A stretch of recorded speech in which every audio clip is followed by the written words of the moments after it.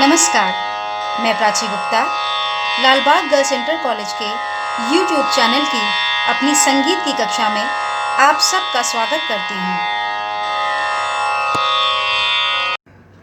बच्चों, कल हमने एक ताल का ठेका सीखा था और उसका परिचय जाना था। आज हम एक ताल की दुगुन बनाना सीखेंगे।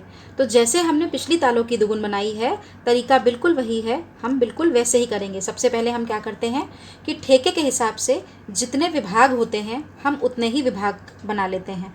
आपको याद है ना, दुगुन लिखने के लिए ज़्यादा जगह चाहिए होती है, इसीलिए मैंने 3 विभाग ऊपर बनाए हैं और 3 विभाग उसके नीचे बनाए हैं। ये याद रखना है, ये दोनों लाइनें आपस में जॉइंट नहीं होंगी, वरना वो पूरा एक विभाग बन जाएगा और आपकी ताल गलत हो जाएगी।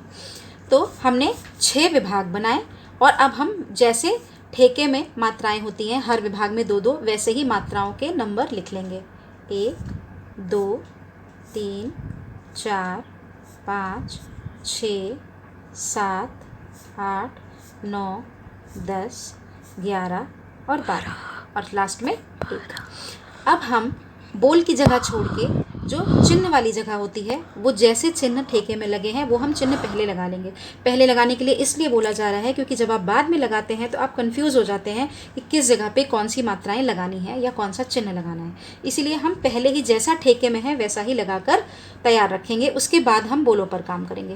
पहली मात्रा पर सम होता है, तीसरी मात्रा पर खाली, 5वीं मात्रा पर दूसरी ताली, 7वीं मात्रा पर खाली, 9वीं मात्रा पर तीसरी ताली और 11वीं मात्रा पर चौथी ताली होती है। और पहली मात्रा जो रिपीट हुई है वहाँ वापस सम आ जाएगा।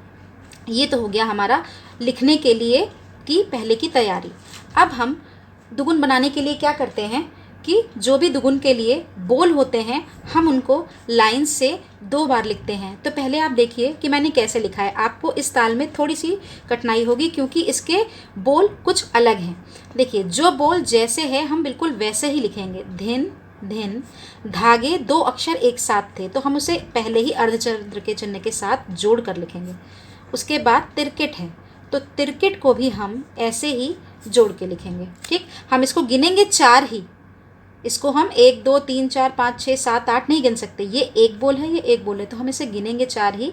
लेकिन हम इसी तरह धिन धिन धागे तिरकिट, तू ना कत ता धागे तिरकिट धी ना, एक बार लिखा।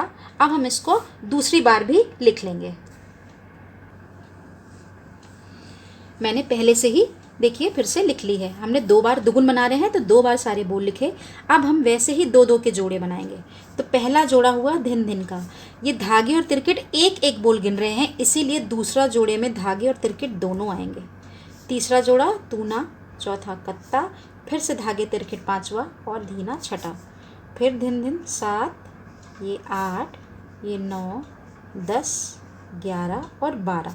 और हम इनको फिर क्या करते हैं, नंबर दे देते हैं। तो 1 2 3 4 5 6 7 8 9 10 11 और 12। इसके बाद हमें क्या करना होता है कि हम पहले नंबर पर जो भी जोड़ा आया है वो उसे उसी मात्रा के नीचे लिख लेते हैं।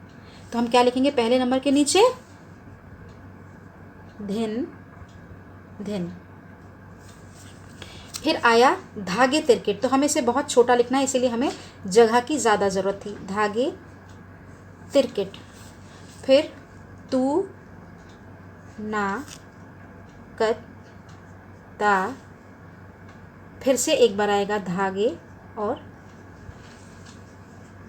तिरकिट, और छठी मात्रा का बोल है धीना। 7वीं मात्रा का बोल धिन धिन,